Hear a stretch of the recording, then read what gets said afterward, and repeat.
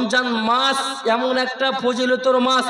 এই রমজান মাসে কোরআন অবতীর্ণ করা হয়েছে, এই রমজান মাসে কোরআনকে নাজিল করা হয়েছে, এই রমজান মাসে কোরআনকে অবতীর্ণ করা হয়েছে। বন্ধুগণ আমার, আল্লাহর নবী বিশ্ব নবী বলেছেন, যখনই রমজানের প্রথম রাত্রি যখন আসে, আল্লাহ সুবহানাহু ওয়া তাআলা সেই শয়তানকে বেঁধে দেন এবং জাহান্নামের যতগুলো গেট রয়েছে, জাহান্নামের যতগুলো দরজা রয়েছে, সমস্ত দরজাকে আমার রব বন্ধ করে দেন, তার কোনো দরজা খোলা হয় না। জান্নাতের যতগুলো দরজা রয়েছে সমস্ত দরজাকে খোলা হয়, তার কোনো দরজাই বন্ধ করা হয় না।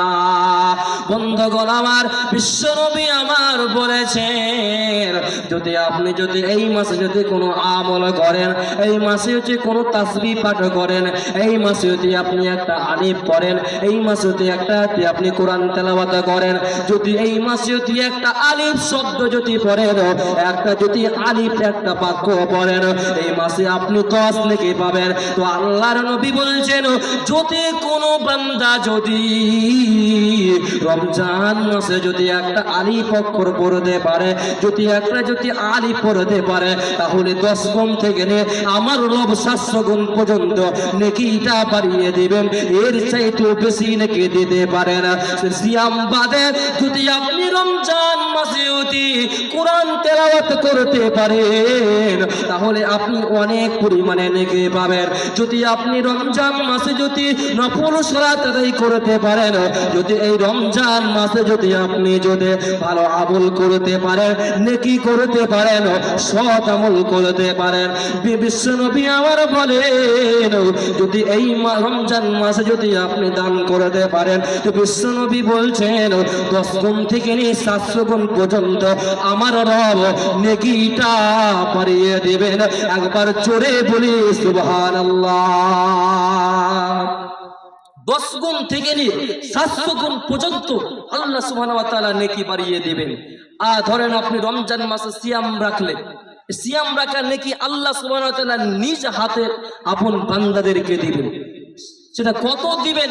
অগন্তি আল্লাহ সুবহানাহু ওয়া তাআলা দিবেন। বুঝতে পারছেন? এই রমজান মাস এমন একটা বরকতপূর্ণ মাস। এই জন্য বিশ্ব নবী বলেন, রমজান মাস এমন একটা বরকতপূর্ণ মাস। আল্লাহর নবী বলেছেন, মান সামা রমাজানা ঈমানাও ওয়া ইহতিসাবান। আল্লাহর নবী বিশ্ব নবী বলেন, যদি কোন বান্দা যদি রমজান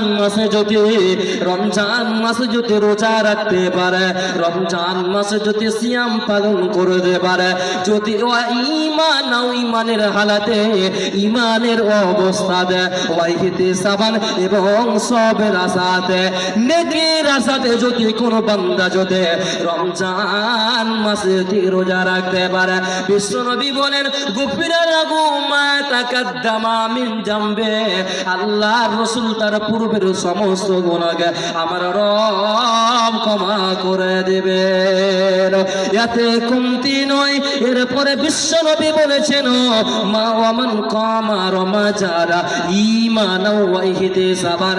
যদি কোনো বান্দা যদি রমজান মাসে 30টা রোজা রাখার পরে যদি 30টাই তারাবির নামাজ আদায় করতে পারে এবং রমজান মাসটাতে যদি ইবাদতে কাটিয়ে দিতে পারে, বিশ্বনবী আমার বলেন, ঈমানের হালাতে এবং নেকির আশাতে, সওয়াবের আশাতে যদি কোনো বান্দা যদি তারাবির নামাজ পড়তে পারে, যদি আমল করতে পারে, আল্লাহর নবী বিশ্ব নবী বলেছেন, গুফিরা লাহু মা তাকাদ্দামা মিন জামবে। তার পূর্বের সমস্ত গুনাহকে আমার আল্লাহ ক্ষমা করে দেবেন।